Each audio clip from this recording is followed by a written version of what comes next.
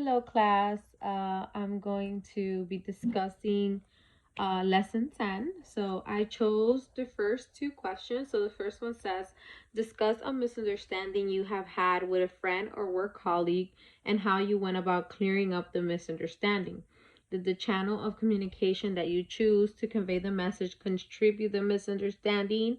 Did you correct the misunderstanding using the same channel of communication, or did you switch to address the misunderstanding?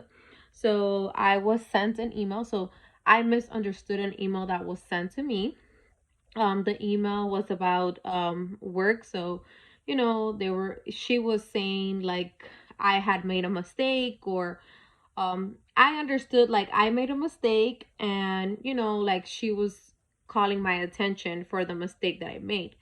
But when I look at my work, there's no mistake. So no mistake on my part. There was a mistake done after I had reviewed the account. So I approached the person and I did change the chain of communication. So she addressed me by email, which will be electronic communication, and I addressed her with oral communication in person. So I addressed the situation and say, hey, listen, you sent this email, but the problem had nothing to do with me.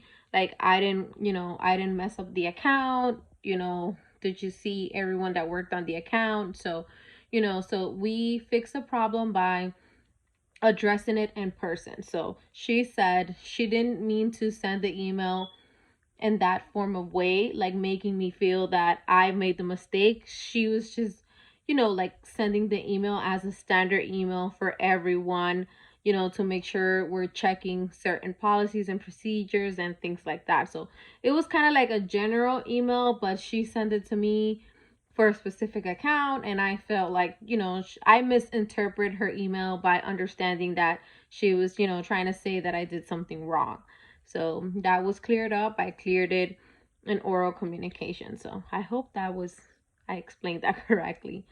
Then the next one is active listening is described as the best solution for poor listening skills. And what, if any, situation can you imagine being an adept active listener?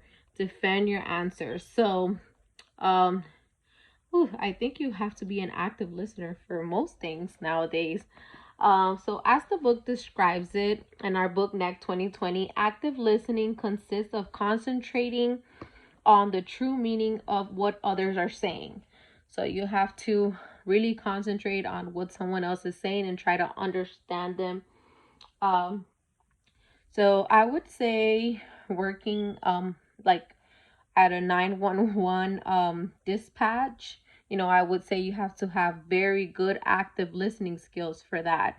Someone's calling with an emergency, you want to make sure you're listening to everything, that you're listening in depth, and you're capturing everything with what you're hearing, because that's the only way you're going to be able to help the person and save their lives.